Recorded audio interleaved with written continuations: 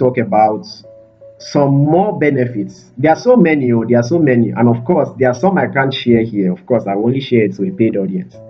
But another very important benefit of you know owning a knowledge business, leveraging knowledge business, is the fact you have infinite product assets.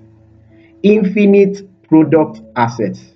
Imagine that where I am right now, this office where I am. Imagine if it is full of cartons of products, cartons, like millions of units of products that are labeled knowledge monetization course or knowledge monetization coaching package. Imagine if I have over a million units of it. Do you know that even if I sell it to a million people, I will still have it with me? It means that even if a million people walk in through the door and buy it, let's say we are, picturing it as a traditional physical business, a brick and mortar business.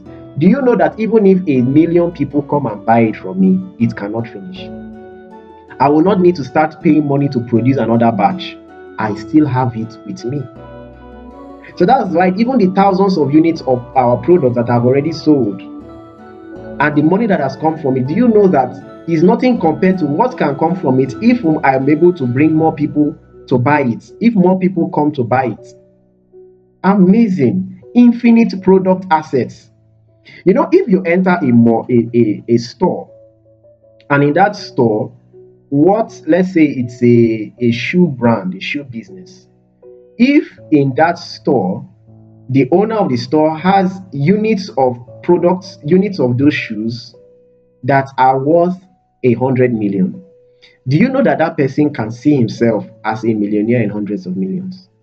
Yes, even though it is still in package form in his or her store. But do you know that once that one finishes, once people finish buying it, the person would have to pay for another set to be brought into his or her shop?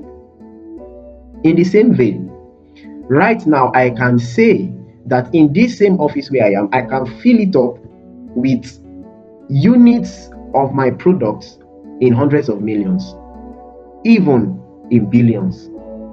And I can get a billion people to come and buy one unit of it, or I can get some people to come and make bulk orders of those particular units of product, and it will not finish.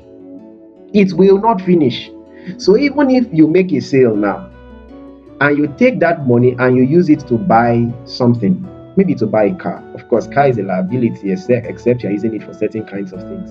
But even if you take the money that maybe someone comes and buys 1,000 units and it just gives you maybe 20 million naira or 40 million naira, 1,000 units of your knowledge product gives you 40 or 50 million naira, and you use it to buy a car or a house, a small house. Do you know that you will not need to start bothering, where would the next one come from? Because your knowledge product is still with you. It didn't finish. So as that person just ordered 1,000 units and paid for it, another person can come that same day and buy 10,000 units of that product. So that means the only limit is the number of people that are ready to buy at every given time, because your product assets at every given time is infinite. Isn't that wealth? Isn't that wealth? And so why are you sleeping on it? Why have you not started productizing your knowledge? All those ones that, of course, even in a traditional business, there are certain things that you cannot do. First of all, of course, you have to clearly separate yourself from the business, because if people are going to invest in the business, they will have to check your books. In fact, if you want to remain, if you don't want to become bankrupt, and you want to keep, being in business so that you can, get new stock, you cannot touch you can't touch your capital. But in knowledge business, even though it's not advisable to do that, even if you do it, it's not going to hurt your business, because it's infinite. It's infinite. It cannot finish because of the internet, because you are leveraging digital formats. So don't sleep on it.